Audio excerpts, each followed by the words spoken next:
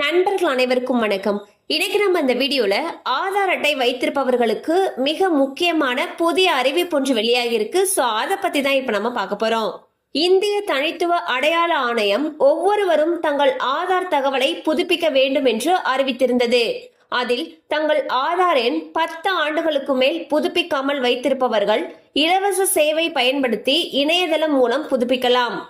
ஆதார் தகவல் புதுப்பிக்க செப்டம்பர் 14ஆம் தேதி முதல் டிசம்பர் 14ஆம் தேதி வரை கால அவகாசம் கொடுத்திருப்பதாக தெரிவித்துள்ளது. இதனை புதுப்பிக்க தவறினால் ஆதார் விவரம் காலாவதியாகிவிடும் என்று கூறியுள்ளனர். இதனால் ஆதார் சேவை மையம், அஞ்சலகங்கள் மற்றும் வங்கிகள் போன்ற இடங்களில் மக்கள் கூட்டம் அலைமோதியது.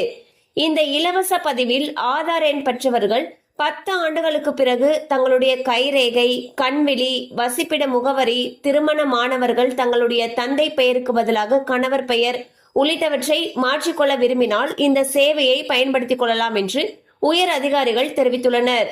இதில் மக்கள் தொகை விவரங்களை மறுபரிசீலனை செய்வதற்காக முகவரி சான்று மற்றும் அடையாள சான்று போன்றவை பதிவேற்றம் செய்ய பயன்படும் என்று அதிகாரிகள் தெரிவித்துள்ளனர்.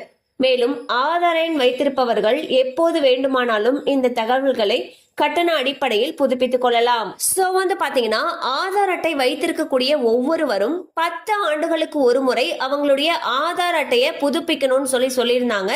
சோ அவ்வாறு புதுப்பிக்கிறதுக்கு செப்டம்பர் 14ஆம் தேதியில இருந்து டிசம்பர் 14ஆம் தேதிக்குள்ளார நீங்க புதுப்பிச்சீங்கன்னா இணையதளம் மூலமாக புதுப்பிக்கும் பொழுது அதை ஃப்ரீயாவே பண்ணிக்கலாம்னு சொல்லியிருக்காங்க.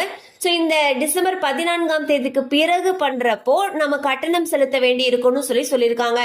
ஸோ ஆதார்ல உங்களுக்கு ஏதாவது சேஞ்சஸ் இருக்கு அப்படின்னா செப்டம்பர் 14ஆம் தேதியில இருந்து டிசம்பர் 14ஆம் தேதிக்குள்ள அதை இலவசமாக இணையதளம் வாயிலாக பண்ணிக்கலாம்னு சொல்லியிருக்காங்க. இதுக்கு மேலேயும் பண்ணலாம், பட் கட்டணம் செலுத்தி பண்ண வேண்டி இருக்கும்.